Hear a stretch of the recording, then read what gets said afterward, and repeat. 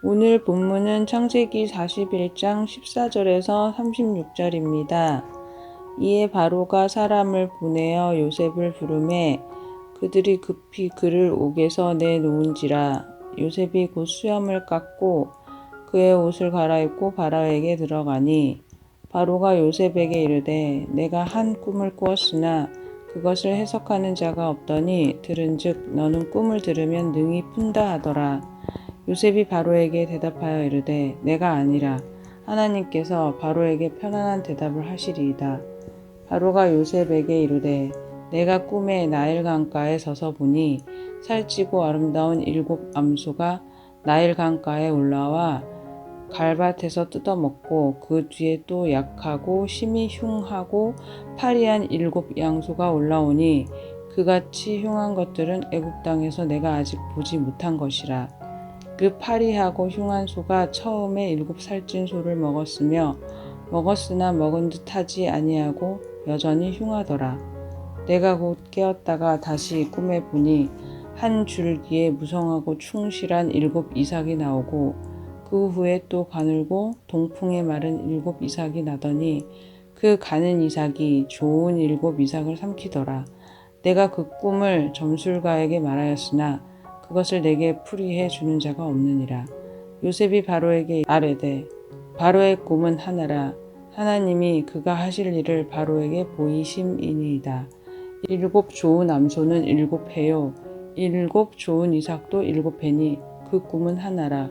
그 후에 올라온 파리하고 흉한 7 소는 7년이요 동풍에 말라 속이 빈 7 이삭도 7 해 흉년이니 내가 바로에게 이르기를 하나님이 그가 하실 일을 바로에게 보이신다 함이 이것이라. 온 애굽 땅에 7 해 큰 풍년이 있겠고 후에 7 해 흉년이 들므로 애굽 땅에 있던 풍년을 다 잊어버리게 되고 이 땅이 그 기근으로 망하리니 후에 든 그 흉년이 너무 심함으로 이전 풍년을 이 땅에서 기억하지 못하게 되리이다. 바로께서 꿈을 2번 겹쳐 꾸신 것은 하나님이 이 일을 정하셨음이라. 하나님이 속히 행하시리니 이제 바로께서는 명철하고 지혜 있는 사람을 가여 애굽 땅을 다스리게 하시고 바로께서는 또 이같이 행하사 나라 안에 감독관을 두어 그 7 해 풍년에 애굽 땅의 5분의 1을 거두되 그들로 장차 올 풍년의 모든 곡물을 거두고 그 곡물을 바로의 손에 돌려 양식을 위하여 각 성읍에 쌓아두게 하소서. 이와 같이 그 곡물을 이 땅에 저장하여 애굽 땅에 임할 7 해 흉년에 대비하시면 땅이 이 흉년으로 말미암아 망하지 아니하리이다. 아멘.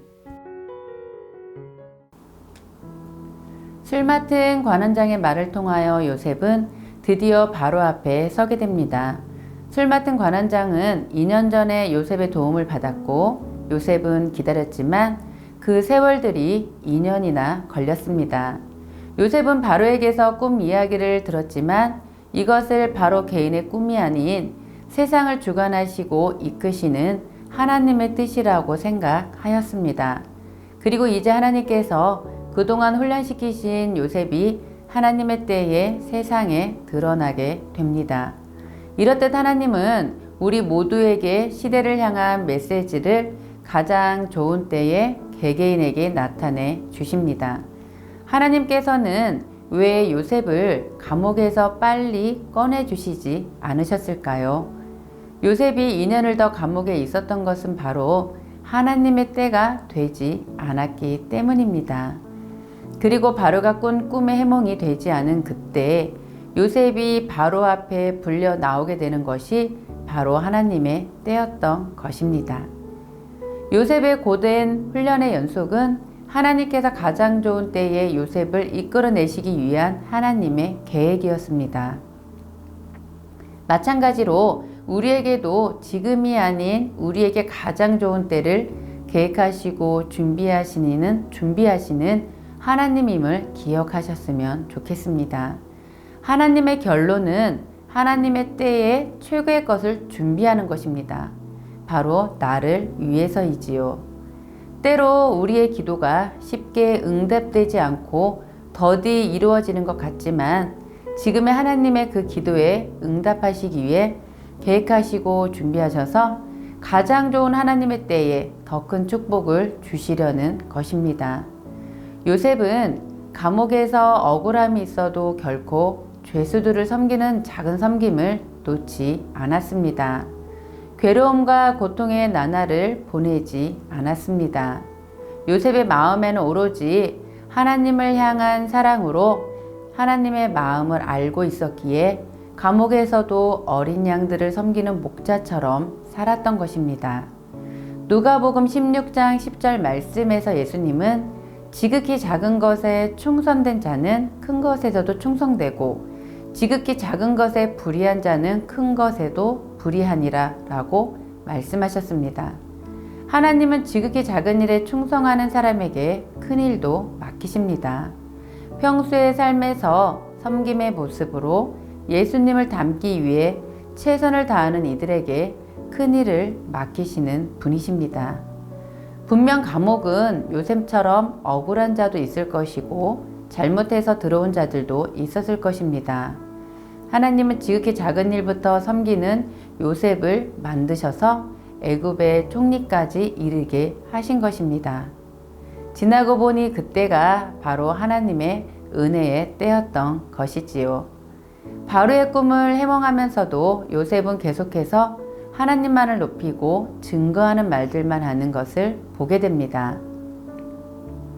16절 말씀에서는 내가 아니라 하나님께서 바로에게 편안한 대답을 하시리이다고 말하였고 25절과 28절에서 역시 하나님이 그가 하실 일을 바로에게 보이심이니이다 라며 오직 하나님만을 증거합니다.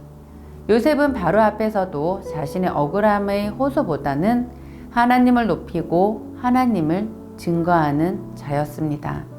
결국 모든 문제의 해결은 하나님으로부터 온다는 것을 알았기 때문이지요. 요셉의 이런 믿음은 하나님의 훈련 속에서 잘 견디고 이겨내며 소망을 놓치지 않았기에 모든 상황을 하나님의 관점에서 바라보고 말할 수 있었던 것입니다. 우리 역시도 이제 우리를 가장 좋은 때에 가장 좋은 곳으로 가장 좋은 것으로 인도하시는 하나님의 때를 기다리며 오늘도 나에게 주어진 작은 섬김의 자리에서 최선을 다하는 삶이었으면 좋겠습니다. 지금 비록 가슴이 무너지는 상황이 있을지라도 오랜 시간 기도했음에도 아직도 응답되어지지 않는 기도에 지쳐 있더라도 여전히 하나님은 우리를 보고 계시고 우리를 위한 가장 좋은 것들을 준비하셔서 하나님의 때에 하나님께서 준비하신 것들을 보여주실 것입니다. 지금도 우리 모두는 하나님의 때를 향해 가고 있음을 기억하시며 오늘도 하나님을 향한 소망함으로 지극히 작은 것부터 충성되게 행하며 하나님의 때에 가장 좋은 것을 받으시는 성도님들 되시기를 기도합니다. 함께 기도하겠습니다. 하나님, 우리에게 가장 좋은 때에 가장 좋은 것을 주시는 하나님임을 믿으며 소망을 잃지 않게 하여 주옵소서. 하나님, 지금의 삶의 자리에서 지극히 작은 것에서 충성함으로 하나님이 준비하시는 지극히 큰 것을 받는 복을 누리게 하여 주옵소서.